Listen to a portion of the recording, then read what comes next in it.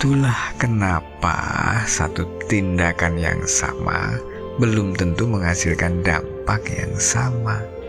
Bahkan jika anggapannya pun sama, outputnya belum tentu sama.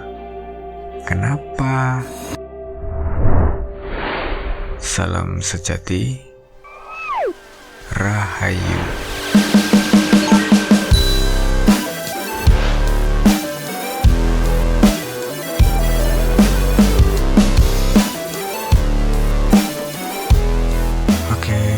Saya rasa sudah cukup rileks, sudah tenang, sudah enak, sudah nyantai ya.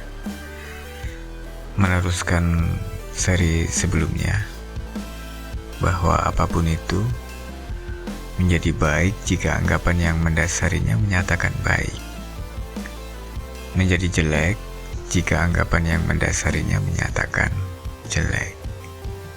Inti masalahnya adalah melibatkan perasaan yang awal sekali dimulai dari pikiran.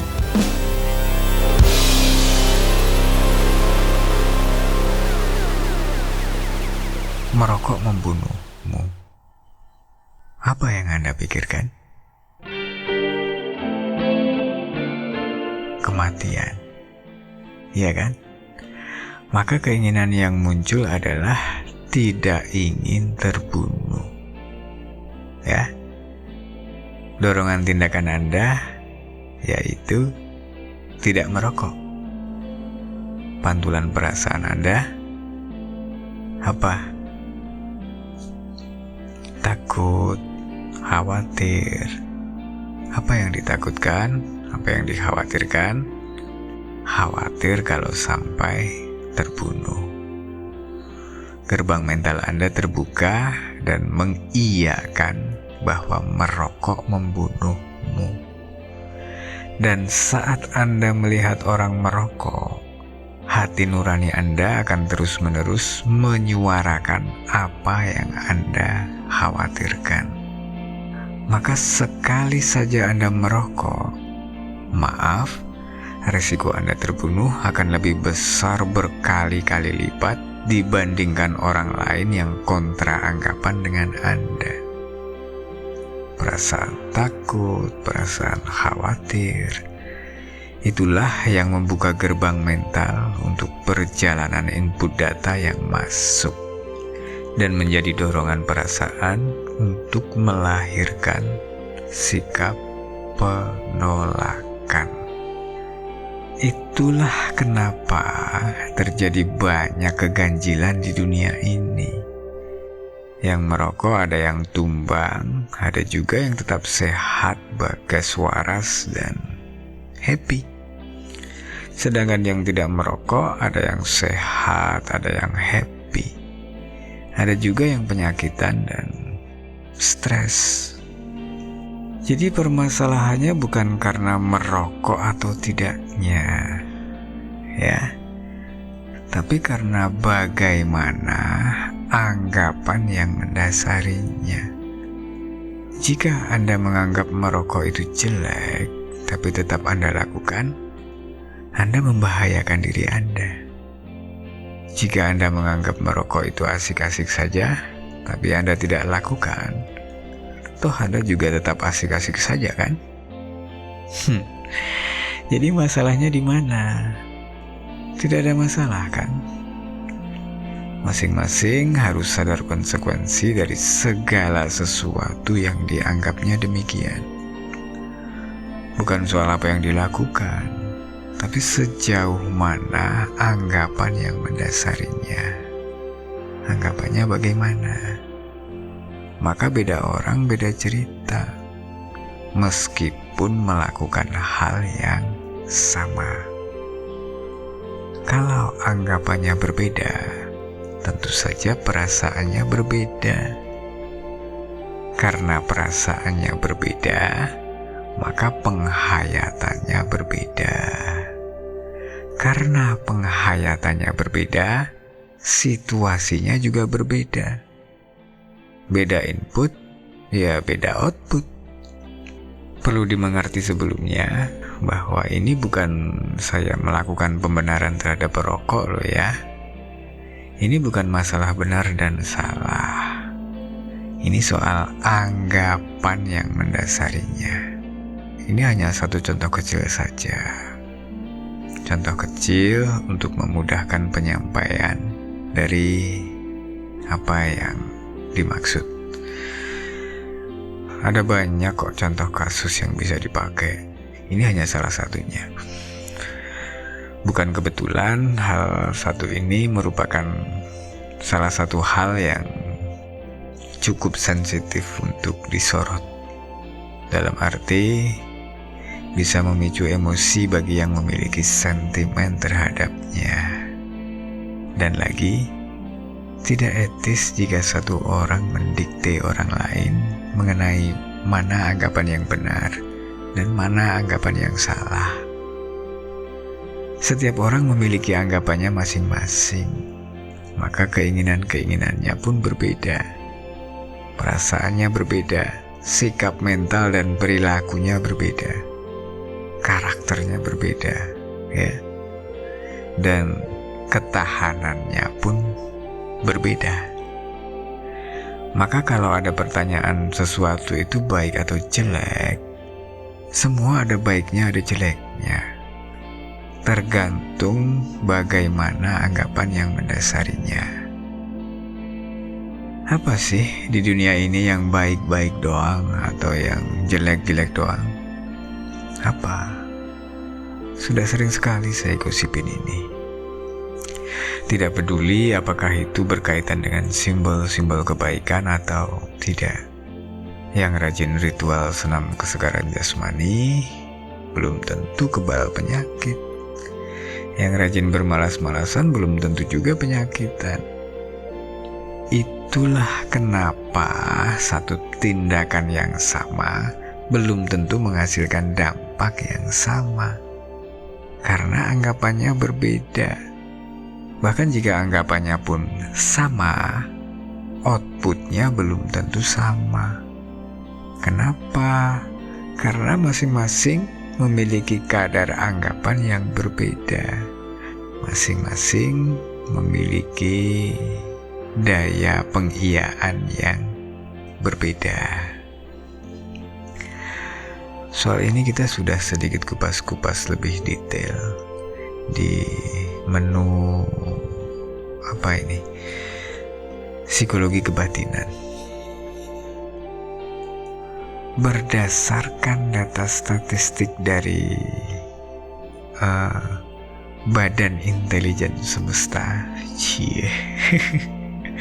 istilah ini, anggapan kolektif dengan rating tertinggi mengenai baik jelek di peradaban kali ini tergantung pada untung rugi. Kalau menguntungkan dianggap baik, kalau merugikan dianggap jelek. Keuntungan ini bisa banyak hal ya, banyak hal. Entah itu kesenangan, kepuasan, dan sebagainya. Ya, meskipun ini agak kekanak-kanakan, bukankah demikian kenyataan di lapangan? Sudah 10 kali diuntungkan, saat 1 kali saja merasa dirugikan, anggapannya bisa langsung nyungsep, berubah jadi sentimen, benci. Anggapannya berubah. Keuntungan 10 kali tadi hilang, menguap, puing.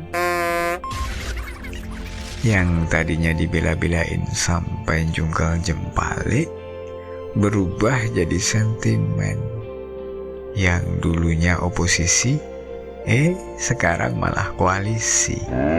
Yang dulunya koalisi, alah, sekarang jadi oposisi. Bukankah ini menjadi hal yang membagongkan? Ini hanya soal waktu. Dunia ini syarat dengan perubahan. Sekarang dianggap baik, besok sore belum tentu. Yang sekarang dianggap jahat, besok pagi belum tentu. Inilah dunia kesan. Demikianlah. Tentu Anda tahu bagaimana kesan-kesan itu memiliki kekuatan untuk menyeret-nyeret orang dalam penyimpulan-penyimpulan tertentu, hingga menjadi anggapan matang, diiyakan beramai-ramai dan melahirkan aksi-reaksi. Segala sesuatu mengandung hal baik sekaligus hal jelek. Apapun yang kita anggap baik tentu memiliki sisi jelek. Ya kan? Jadi bukan masalah sesuatunya, tapi bagaimana anggapannya terhadap sesuatu itu. Kalau anggapan yang mendasarinya sudah jelek duluan, apapun akan terlihat jelek. Kebaikan apapun yang dilakukan akan dipandang sebagai kejelekan. Kalau tidak ketemu jeleknya, akan digali terus sampai ketemu. Kalau anggapan yang mendasarinya baik, apapun akan terlihat baik, bagus. Kejelekan apapun yang dilakukan akan dicari sisi baiknya. Jadi, kembali lagi, bukan masalah sesuatunya, ya, tapi bagaimana anggapannya terhadap sesuatu itu. Lalu bagaimana yang tidak melibatkan perasaan? Ya, gerbang mental tertutup. Artinya tidak terjadi pengiyaan.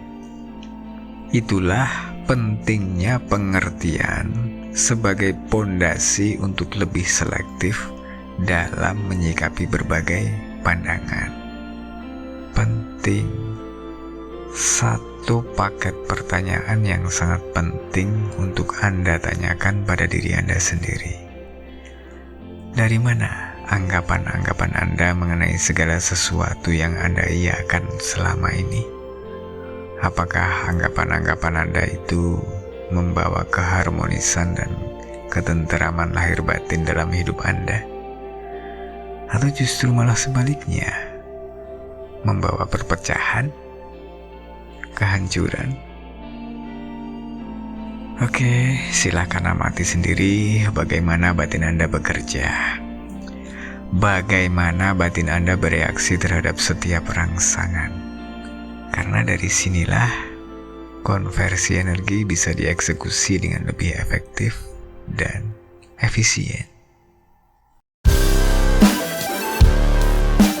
Mungkin pertanyaan ini muncul di benak Anda. Kenapa harus muter-muter dulu sih? Why? Ya, katakan saja ini salah satu akal-akalan untuk memanfaatkan kelengahan Pak Satpam agar tidak terjadi benturan. Bagi Anda yang sudah menyimak dari seri awal, pahamlah ya.